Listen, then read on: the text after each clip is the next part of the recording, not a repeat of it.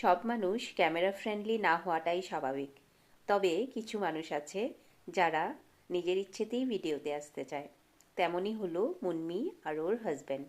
আমরা বের হয়ে যাচ্ছিলাম, ও আমাকে নিজেই কাছে ডেকে নিল ভিডিওতে আসবে বলে।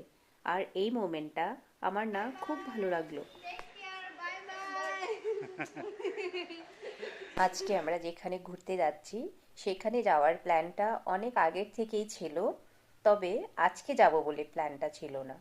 তাই আমি নর্মাল ডেইসের মতো সকালের যা যা কাজ থাকে সেগুলো সব করে পুজো দিয়ে ব্রেকফাস্ট বানিয়ে আমি আর দেবু ব্রেকফাস্টও করে নিয়েছি। তারপর যখন আয়ুষ ঘুম থেকে উঠলো, একটু বেলা করেই উঠলো, ওই 12টা নাগাদ, তখনই আয়ুষ আর দেবু মিলে প্ল্যান করে নিল যে ঘুরতে যাবে। আমি না এমন সাডেন প্ল্যানে ঘুরতে যেতে খুব একটা পছন্দ করি না।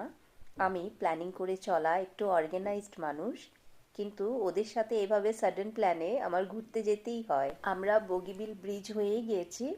সেই যখন ধেমাজি ডিস্ট্রিক্ট পৌঁছলাম, আমি তো বলেছি আমার বের হলে একটু চা খেতে ইচ্ছে করে, তো আমি চা আর চিপস খেয়ে নিয়েছিলাম। আমি তো চিপস আর চা খেয়েছি, আমার যদিও খিদে ছিল না, কিন্তু আয়ুষ আর দেবু কিছু খায়নি বলে ওদের খিদে পেয়ে গেছিল, তাই আমরা লাঞ্চ করতে ঢুকে পড়েছিলাম হোটেলে। তখন প্রায় 4টা 4:30 নাগাদ হবে। লাঞ্চে নিয়ে নেওয়া হয়েছিল থালি, আর সাথে নেওয়া হয়েছিল মাটন। যদিও আমি ভেজিটেরিয়ান না, তবে হোটেলের এই ভেজ থালিগুলো না আমি খুব ভালোবাসি। এভাবে আমাদের পথ চলতে চলতে রাত হয়ে গেল।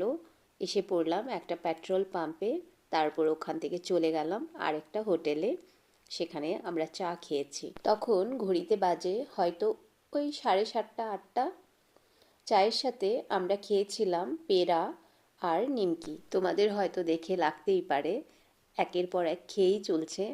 আসলে একটা ছোট্ট ভিডিওতে আর ঘুরতে যাওয়ার ভিডিওতে আমি যদি রাস্তার ক্লিপগুলো তোমাদের দেখাই বা গাড়িতে বসে থাকা ক্লিপগুলো দেখাই, তোমাদেরও ভালো লাগবে না। সেই জন্যই আমাদের অ্যাক্টিভিটিস, আমরা কি খেলাম সেটাই তোমাদের সাথে শেয়ার করছি। আমাদের জার্নিটা অনেকটাই লম্বা ছিল।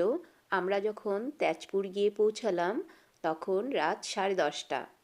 আর আমরা কেন গেলাম সেটা তোমাদের সাথে নেক্সট ব্লগে শেয়ার করব। তো এটা হলো আমাদের হোটেল রুম, বাকি কিছু না হয় কাল শেয়ার করব। আজকের জন্য বাই বাই।